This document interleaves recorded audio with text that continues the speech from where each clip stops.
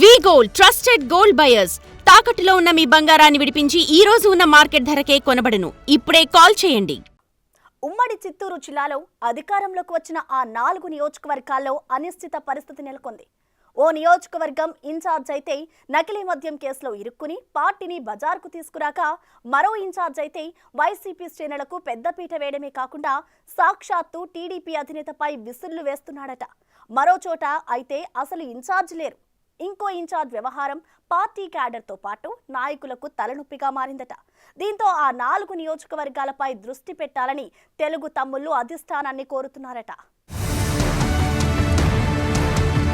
ఉమ్మడి చిత్తూరు జిల్లాలో 4 నియోజకవర్గాలలో అధికార తెలుగుదేశం పార్టీ చుక్కాని లేని నావలా తయారైందని క్యాడర్ అంటున్నారట. ముఖ్యంగా ఇతర పార్టీల నుంచి అరువు తెచ్చుకున్న వారు పార్టీని సుడిగుండంలో నెట్టారని అంటున్నారు. తమ్మళ్లపల్లి నియోజకవర్గంలో గత ఎన్నికలకు ముందు వైసీపీ నుంచి టీడీపీలో చేరి టికెట్ తీసుకుని పోటీ చేసిన జయచంద్రారెడ్డి నకిలీ మద్యం వ్యవహారంలో ఇరుక్కోవడంతో ఆయన్ని పార్టీ నుంచి సస్పెండ్ చేశారు. ఆయన టీడీపీలో చేరిన సమయంలో స్థానిక క్యాడర్ వ్యతిరేకించిన కడప జిల్లాకు చెందిన నేతల సహకారంతో టికెట్ తెచ్చుకున్నారు తెలుస్తోంది.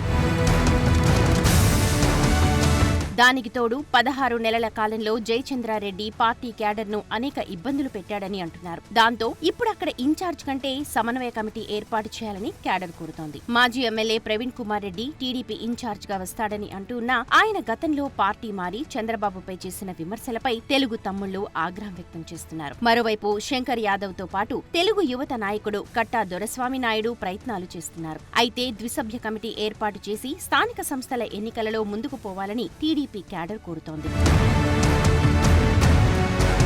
తిరుపతి నియోజకవర్గంలో ఇదే పరిస్థితి నెలకొంది. మాజీ ఎమ్మెల్యే సుగుణమ్మ ఇన్ఛార్జ్ గా ఉన్నప్పటికీ ఆమెకు సహకరించేవారు కనిపించడం లేదు. ఇక్కడ టీడీపీ ఇన్ఛార్జ్ కోసం చాలా మంది ప్రయత్నాలు చేసి ఇక తేలే వ్యవహారం కాదు అనుకుని సైలెంట్ అయిపోయారు. జనసేన ఎమ్మెల్యే ఉండటం, ఎక్కువ మంది వైసీపీ నుంచి వచ్చిన కార్పొరేటర్లు అటువైపు చేరడంతో పాటు వారి దందా కొనసాగుతోంది. దానికి తోడు నగరపాలక సంస్థలో మితిమీరిన అవినీతి దందాతో సామాన్యులు అల్లాడుతున్నారు. దీంతో టీడీపీ క్యాడర్ తీవ్ర ఆవేదనకు గురవుతోంది. ఈ స్థితిలో పూర్తి స్థాయిలో త్రిసభ్య కమిటీ ఏర్పాటు చేయాలని క్యాడర్ కోరుతోంది. జేబీ శ్రీనివాస్, మబ్బు నారాయణ రెడ్డి, దంపూరి భాస్కర్ యాదవ్లతో కలిసి కమిటీ ఏర్పాటు చేస్తే 3 బలమైన సామాజిక వర్గాలకు ప్రాతినిధ్యం లభించినట్లవుతుందని క్యాడర్ అంటున్నారట. దీనికి తోడు డివిజన్ ఇన్ఛార్జీల నియామకంలో కూడా బలహీనులను పెట్టారన్న విమర్శలున్నాయి. సత్యవేడు నియోజకవర్గంలో మరి విచిత్ర వాతావరణం నెలకొంది. వైసీపీ నుంచి ఎన్నికలకు ముందు వచ్చి అప్పటి వైసీపీ సిట్టింగ్ ఎమ్మెల్యే ఆదిమూలం టీడీపీలో చేరి అందరూ వ్యతిరేకించిన విజయం సాధించారు. ఆ తర్వాత జరిగిన పరిణామాల నేపథ్యంలో గ్రావెల్ మాఫియా అతనికి వ్యతిరేకంగా చేసిన కుట్రలో ఇరుక్కుపోయారు. ఓ మహిళా టీడీపీ నాయకురాలితో సరసాల వీడియో బయటకు రావడంతో పార్టీ నుంచి సస్పెండ్ చేశారు. తర్వాత పరిణామాల నేపథ్యంలో శ్రీపతి బాబును కన్వీనర్ గా నియమించారు. అయితే అప్పట్లో గంగా ప్రసాద్ వ్యవహారంతో సీరియస్ అయిన చంద్రబాబు వారిని తప్పించి కాంట్రాక్టర్ శంకర్ రెడ్డిని ప్రోగ్రామ్ కన్వీనర్ గా నియమించారు. అయితే తానే ఇన్ఛార్జ్ నని ఆయనే చెప్పుకుంటున్నారు. అయితే పార్టీలో చేరిన వెంటనే వైసీపీలోని తన సామాజిక వర్గాన్ని మొత్తం పార్టీలోకి చేర్చి వారికి అన్ని రకాల వ్యవహారాలు అప్పగించారు. దీంతో క్యాడర్ తీవ్ర స్థాయిలో ఆగ్రహం వ్యక్తం చేస్తోంది. తాజాగా ఓ దేవాలయం ధర్మకర్తలి మండలి నియామకంలో వివాదాస్పద మాజీ TTD board member Shekhar Reddy అనుచరుడికి అవకాశం కల్పించారు. దీంతో పాటు అనేక కేసులు ఉన్న వ్యక్తిని చైర్మన్ గా నియమింపచేశారు. ఇది వివాదంగా మారింది. దీనికి తోడు పార్టీ పెద్దలను ఇష్టానుసారం మాట్లాడుతున్నారని అధిష్టానానికి ఆధారాలతో సహా ఫిర్యాదు చేశారట. మరోవైపు ఎమ్మెల్యే తాను దళితుడు కావడం వల్ల ఇక్కడ వీరి పెత్తనం నడుస్తోందని, తన అనుచరులతో విమర్శలు చేయిస్తున్నారని, భవిష్యత్తులో ఇది మరో తంబళ్లపల్లిలాగా మారే అవకాశం ఉందని అంటున్నారు క్యాడర్.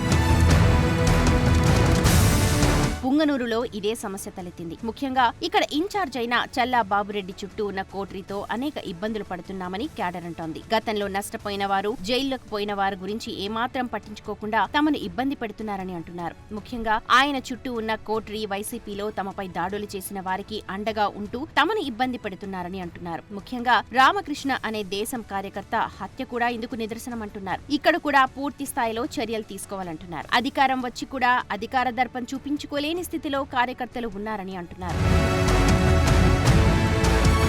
దీనికి తోడు పార్లమెంటరీ అధ్యక్షుల నియామకం కూడా కోల్డ్ స్టోరేజ్ లోకి వెళ్లిందని అంటున్నారు. ఉమ్మడి చిత్తూరు జిల్లా నుంచి మంత్రి ప్రాతినిధ్యం లేదు. సీనియర్ నాయకులు ఏమాత్రం పార్టీ గురించి పట్టించుకోవడం లేదు. ఇలాంటి సమయంలో పార్టీ ఇన్ఛార్జీల వ్యవహారంతో పాటు అధ్యక్షుల నియామకం తర్వాత అయినా పార్టీ క్యాడర్ గురించి పట్టించుకునేవారు ఉంటారని ఆశపడుతున్నారు. చూద్దాం టీడీపీ అధినేత సొంత జిల్లాలో పార్టీ బలోపేతంపై మరి ఎలాంటి ఆలోచనతో ఉన్నారు.